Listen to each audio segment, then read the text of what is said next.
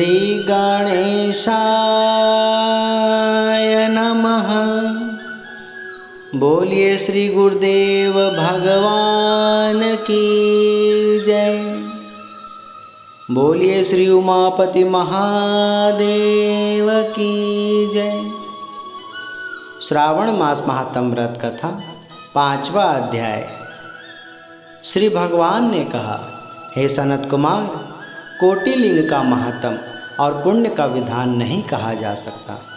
जब एक लिंग की ही महात्म की कथा कहना असंभव है, तो कोटि लिंगों के महात्म को भला कौन कह सकता है।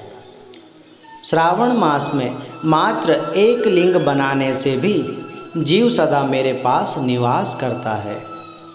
भक्ति द्वारा मन कामदेव के शत्रु भगवान श्री शंकर का षड अक्षर ओम नमः शिवाय, ओम नमः शिवाय मंत्र के सहित पूजन करना चाहिए। ग्रह यज्ञ करोद्यापन करे, हवन तथा ब्राह्मणों साधु संतों को भोजन कराएं।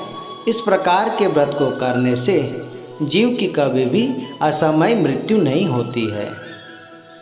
इस मास का व्रत के सहित लिंग पूजन वंध्यात्व को हरण कर संपूर्ण आपत्ति को दूर करता है और सभी ऐश्वर्य की वृद्धि करता है। जो प्राणी पंचामृत से श्रावण मास में अभिषेक करता है, वह इस देह को त्याग कर कैलाश में सदा मेरे सन्निकट वास करता है और एक कल्प तक निवास पाता है। वह प्राणी पंचामृत पीने वाला, गौ तथा धन आदि से युक्त अत्यंत मधुरभाषी त्रिपुरासुर हंता भगवान शंकर जी को सदैव प्रिय होता है। जो इस महीने में पत्तल पर भोजन करता है, वह सोने के पात्र में भोजन करने वाला बनता है तथा शाक त्यागने मात्र से शाक का कर्ता होता है। मनुष्यों में सर्वश्रेष्ठ और उत्तम होता है। जो भूमि पर ही शयन करता है, वह कैलाश में सुखपूर्वक वास पाता है। जो इस मनुष्य श्रावण मास में सुबह सूर्योदय से पहले एक दिन भी यदि नहा लेता है, तो उसे 1 महीने के नहाने का फल मिल जाता है। इस महीने में जितेंद्रिय होने से शारीरिक बल भी प्राप्त होता है। इस महीने में स्फटिक मणि, पाषाण, मिट्टी तथा मरकत मणि निमित्त शिवलिंग में या स्वयं उत्पन्न या बनाए हुए अथवा सोने, चांदी, पीतल आदि, चंदन, मक्खन या किसी भी प्रकार के निर्मित शिवलिंग में मात्र एक बार पूजन अर्चन अथवा जल चढ़ाने मात्र से ही गौ या ब्रह्म हत्या जैसे महापाप भी भस्म हो जाते हैं। कहते हैं 100 ब्रह्म हत्या जैसे पाप भी जलकर भस्म हो जाते हैं। सूर्य ग्रहण, चंद्र ग्रहण, अन्य किसी सिद्ध तिथि अथवा क्षेत्र में लक्ष्य जप करने से जो सिद्धि कही गई है, वही सिद्धि इस महीने में मात्र एक बार प्रभु का नाम अथवा जाप करने से मिल जाती है। दूसरे समय में किए गए नमस्कार तथा प्रदक्षिणा से जो 1000 का फल मिलता है, वह फल इस महीने में एक बार मात्र करने से मिल जाता है।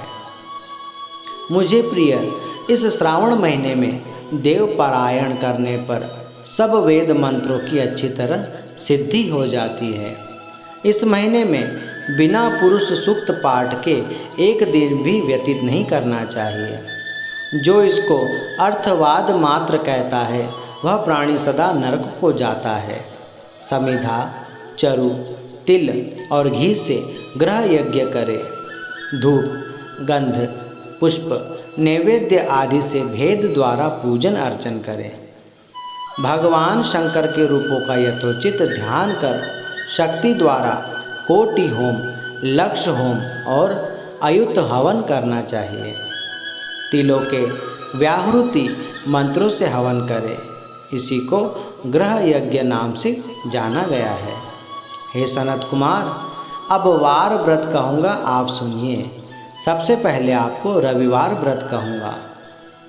रमणीय प्रतिष्ठानपुर में सुकर्मा नाम का एक दरिद्र ब्राह्मण रहता था, जो बड़ा दुखी और निरंतर भिक्षावृत्तियों में ही तत्पर रहता था। एक दिन सुकर्मा ब्राह्मण भिक्षा के लिए धन धान्य प्राप्त करने के लिए निकले। प्रतिष्ठानपुर में घूमते हुए किसी गृहस्थ के घर में कुछ स्त्रियों को उन्होंने देखा। वे स्त्री आपस में मिलजुल कर रविवार के उत्तम व्रत को कर रही थी।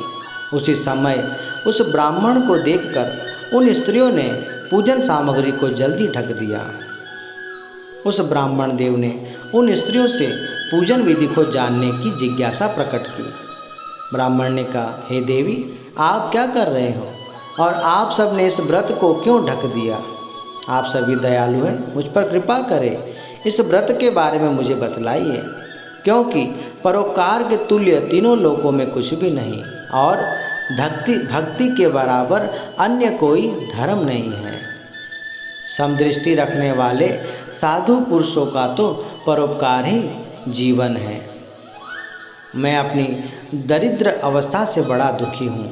यह उत्तम व्रत श्रवण कर इस व्रत को मैं भी करूँगा, जिससे मेरी भी दरिद्रता दूर हो जाए। इसलिए आप इस व्रत के विधान तथा फल की महिमा कहिए।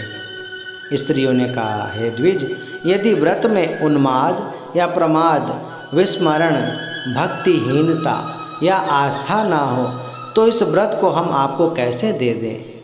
उनकी ऐसी वाणी सुनकर ब्राह्मण ने कहा, हे देवियों, मैं ज्ञानी युक्त उत्तम व्रत को करने वाला हूँ। इस तरह उसकी वाणी सुनकर उन स्त्रियों में से एक वृद्ध स्त्री ने रविवार का व्रत और उसकी विधि उससे कही।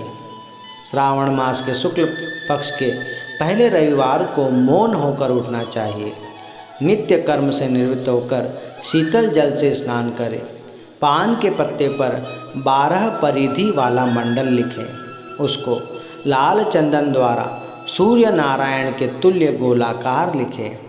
उस मंडल में संज्ञा नाम वाली स्त्री के सहित सूर्य देव का लाल चंदन से पूजन करें। घुटना मोड़कर भूमि पर बैठे सूर्य देव के 12 मंडलों पर अलग अलग लाल चंदन से युक्त लावा तथा जपा ओढ़हुल पुष्प से युक्त अर्घ्य को श्रद्धा भक्ति से सूर्य नारायण को देवें।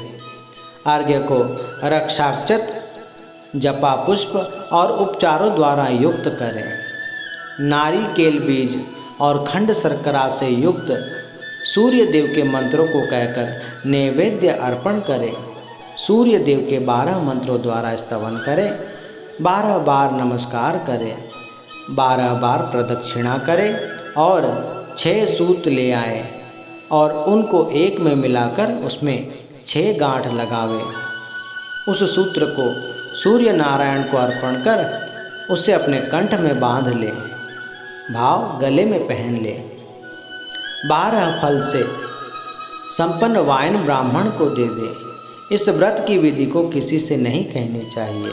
हे विप्र, वैसे तो यह व्रत करने से निर्धन प्राणी भी धनवान हो जाता है, उसकी सारी दरिद्रता दूर हो जाती है। पुत्रहीन प्राणी भी बड़ी सरलता से पुत्र प्राप्त कर लेते हैं। कोढ़ी भी कोढ़ से छुटकारा पा जाता है। हे विपेंद्र, विशेष क्या कहा जाए। जीव जिस वस्तु की अभिलाषा करता है वह सब साधक इस प्रकार व्रत के प्रभाव मात्र से सरलता से प्राप्त कर लेता है। श्रावण मास में 4 रविवार या 5 रविवार होने से व्रत करना चाहिए। व्रत की संपूर्ण फल की इच्छा के लिए उद्यापन अवश्य करें। हे विपेंद्र, इस प्रकार व्रत करने मात्र से सिद्धि होती है।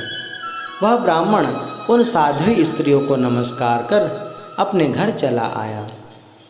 घर आकर जैसा उनके द्वारा बताया गया उसी अनुसार संपूर्ण विधि द्वारा उसने उस व्रत को किया और अपनी दोनों कन्याओं को भी वह व्रत की विधि बतलाई। उस व्रत के सुनने और पूजन अर्चन करने तथा दर्शन मात्र से ही दोनों कन्याएं देवांगना के तुल्य हो गई। व्रत विधि के प्रभाव मात्र से वे अत्यंत सुंदर हो गई। उसी दिन से उस विप्र के घर में लक्ष्मी निवास करने लगी। अनेक मार्गों से अनेक निमित्तों सहित वह ब्राह्मण उसी दिन से लक्ष्मीपति हो गया। एक दिन एक राजा उसी ब्राह्मण के घर के समीप से निकल रहा था। जब वो निकलते हुए जा रहा था तब उसकी नज़र उस ब्राह्मण के घर की ओर गई, जहाँ उसकी दोनों सुंदर कन्याएं बैठी हुई थी। खिड़की पर बैठी हुई कन्याओं को देखकर राजा आश्चर्यचकित हो गया। उन दोनों को इतनी सुंदर अवस्थाएं, उनके मोहक अदाओं को देखकर वह उन पर मोहित हो गया, मानो त्रैलोक्य के संपूर्ण चीज़ों का उसमें समाहित हो गई हो, तथा कमल और चंद्रमा को भी मानो अपमानित करती हो। उन कन्याओं को देखने मात्र से राजा क्षण भर के लिए वहीं रुक गया। फिर राजा ने पूछा, यह किसका घर है? तब किसी ने कहा, एक ब्राह्मण का घर है और ये दोनों कन्याएं उनकी है। फिर राजा ने ब्राह्मण को बुलाकर उन दोनों कन्याओं के लिए याचना की। तब ब्राह्मण ने भी प्रसन्न होकर दोनों कन्याओं को राजा को सौंप दिया। वे दोनों कन्याएं राजा को अपने स्वामी के रूप में प्राप्त कर बड़ी प्रसन्न हो गई, और प्रसन्न चित्त हो दोनों कन्याओं ने इस व्रत को पूर्ण श्रद्धा और विधि विधान से करके पुत्र पौत्रादि से धन आदि से युक्त हुई। हे सनत कुमार, बड़े बड़े भाग्य को अभ्युदय करने वाले इस महान व्रत को मैंने आपसे कहा, जो सभी कामनाओं की पूर्ति करने वाला है। श्रावण मास महात्म व्रत कथा 5वां अध्याय समाप्त।